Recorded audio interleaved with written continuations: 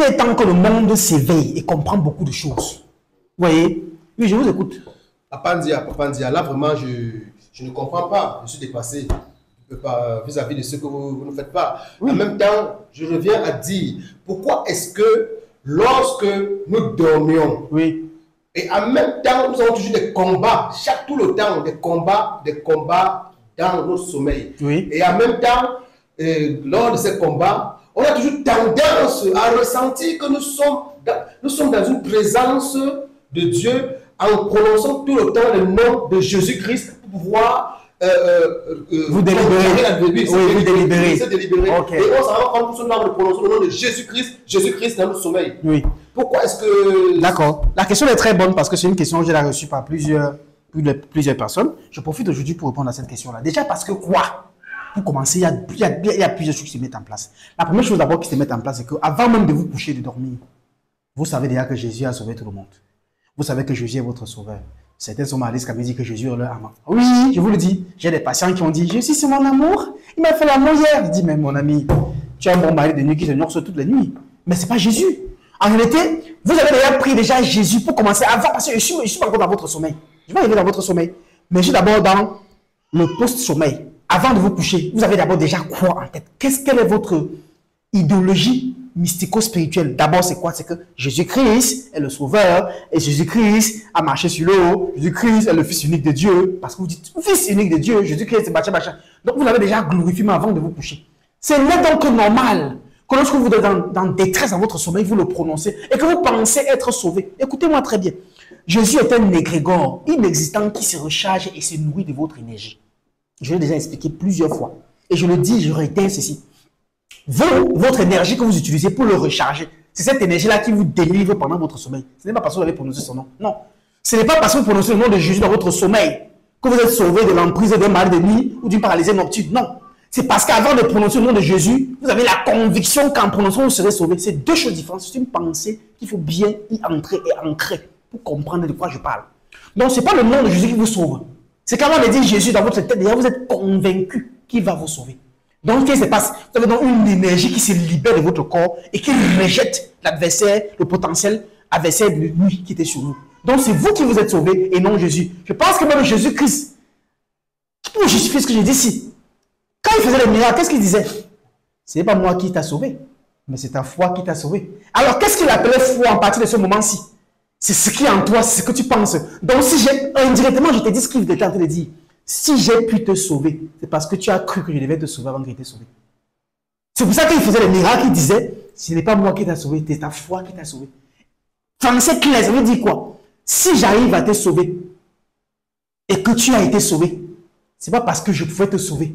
C'est parce qu'avant même que je ne commence à vouloir te sauver, tu croyais déjà que je vais te sauver et tu as été sauvé. Donc, c'est toi-même qui t'es sauvé. Ce n'est pas Jésus qui te délivre le rêve. Non, c'est ton énergie, ce que vous appelez foi. Nous, on appelle ça l'énergie. Parce que nous, les spirituels, on voit l'énergie.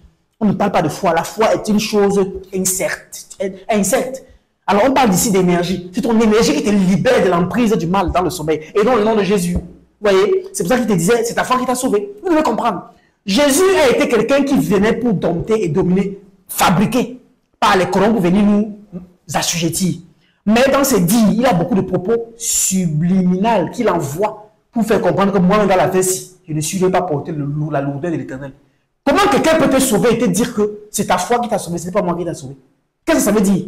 Ça veut dire que c'est parce que tu crois, que tu es conscient et tu as la ferme conviction qu'il peut te sauver, qui t'a sauvé. Ce n'est pas parce qu'il est fort. Vous voyez? Or, c'est tout à fait le contraire. Quand j'essaie maintenant d'entrer dans le cadre mystico-spirituel, moi, j'ai déjà eu une patiente qui m'a dit, j'ai rêvé, Papa Ndia, que vous étiez avec moi.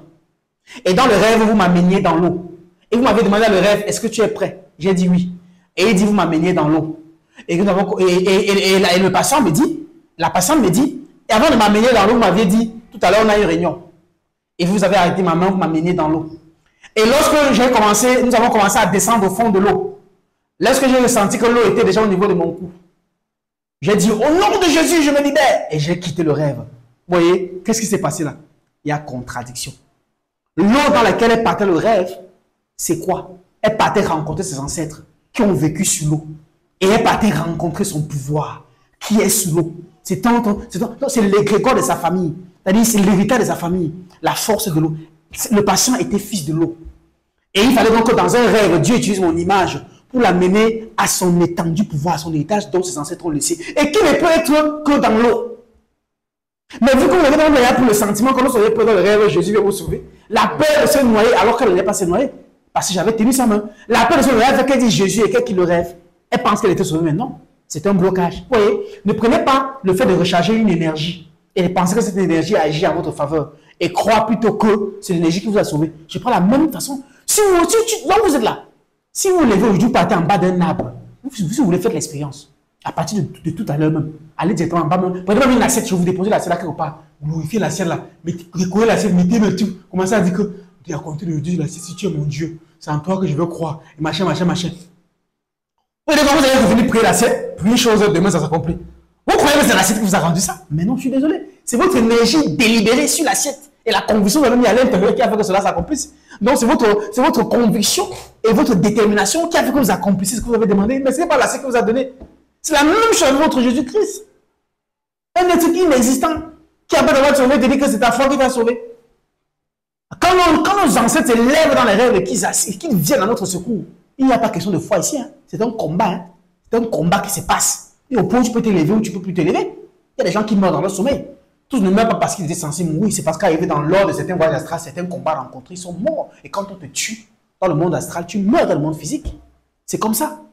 Donc l'histoire de Jésus, machin là, c'est pas l'affaire que j'ai prononcé, Jésus me suis libéré. C'est ton énergie qui t'a sauvé. Pourquoi? Parce que Dieu a mis cette énergie, ce souffle-là dans ton corps, pour que tu puisses te délibérer face aux obstacles de ta vie. Vous voyez? Et c'est cette énergie que tu vas maintenant utiliser d'une façon bénéfique pour te sauver et être souverain, mon cher. Et non de te déposer dans un être inexistant et même pauvre en spiritualité pour dire que c'est lui qui te sauve. C'est impossible.